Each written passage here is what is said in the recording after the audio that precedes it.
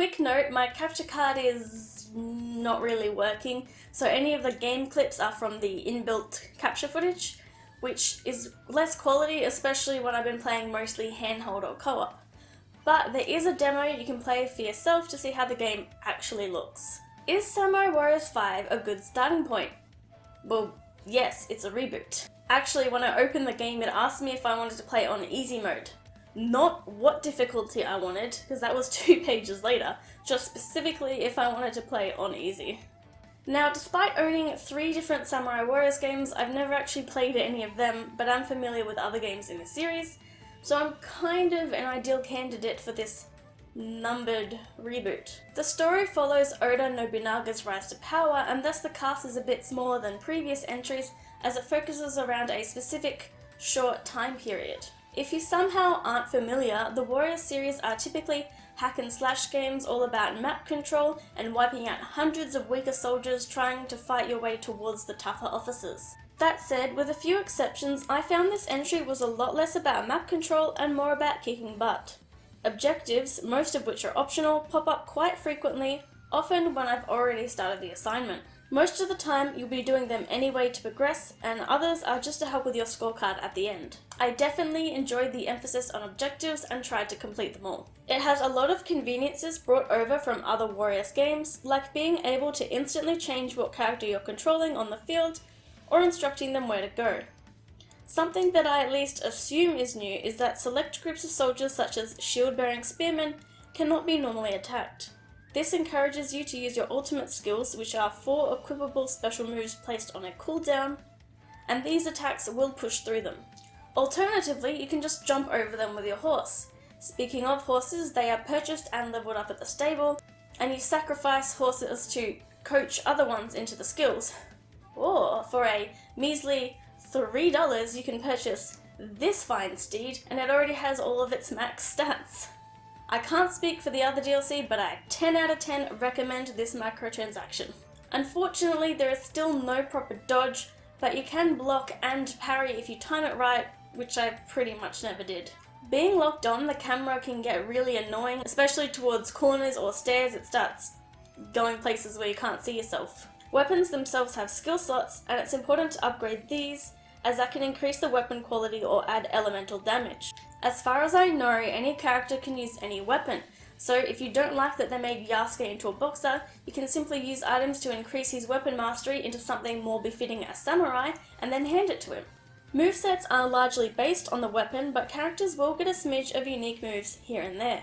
Characters all have skill trees to increase things like their health at a Muso gauge, and this comes from a shared point pool, which can be pretty annoying when you invest all of your points into a particular character and they die at the end of the next story mission.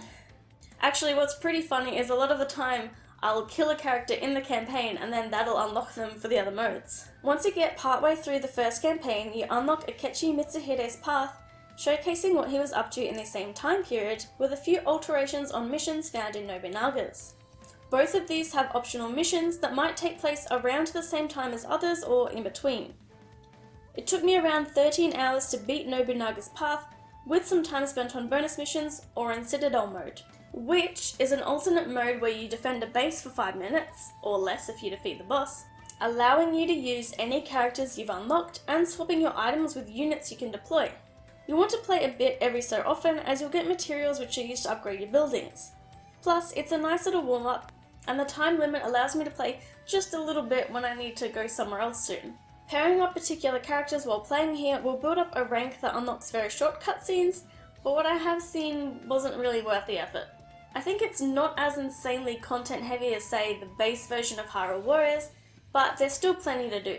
Plus, once you beat one path, you unlock these what-if scenarios that have very specific unlock requirements, such as reaching S ranks in certain missions. One of the noticeable things about this entry is the art style having a painterly look blended in with the old style to have a partly realistic but stunning appearance to it. It is absolutely gorgeous, more so in the plentiful cutscenes, and I think the look is a much better approach for these games. It's certainly what drew me into it. Characters themselves have gotten redesigns, with some being great and other guys look like they're wearing tennis visors or have a bullfight at 10. The maps themselves had some lovely Japanese scenery, when I had a mind to look at it. For the music, there's still rock tunes, but many songs have a different feel to them, and they all heavily employ traditional Japanese instruments to create a unique, fitting, and beautiful sound when I hear it over the mountain of corpses I'm creating. The frame rate isn't perfect, but it is miles better than Age of Calamity, especially in co-op. The only time I had particularly noticeable frame drops was when I was using a character with a fancy weapon like Oichi has. It seems that they were willing to lower texture quality in order to keep a more stable frame rate, and I thank them for that. Because of this, I didn't find many issues in handheld play either. My only particular issues with this game is that a select handful of missions you can't play in co-op, even though most of the time they still give you a partner character to play with. I can only imagine how much more annoying this is if you're trying to play through with a friend online, especially since there doesn't seem to be any proper lobby options. And I will always complain about lack of an English dub in a Warriors game, especially when much earlier entries like on the PS2 had one. Give me a cringy English dub, I demand it! Especially considering these games probably sell more than they did back then. It seems that pretty much everything being an objective and popping up on screen was a way to make that less annoying. As with other recent games, I'd often miss things and lose ground because I was too busy fighting to be reading. So this was just supposed to be a whether I'd recommend this game to new players, and I still ended up writing a whole review. But the answer to that question is yes. And I'd give Samurai Warriors 5 an 8 out of 10. I mean, the game is good enough that despite getting a Switch review code, my man plans on buying a PlayStation copy of the game. And he is a lot less frivolous with game purchases than I am, so you know that actually means something. Bye!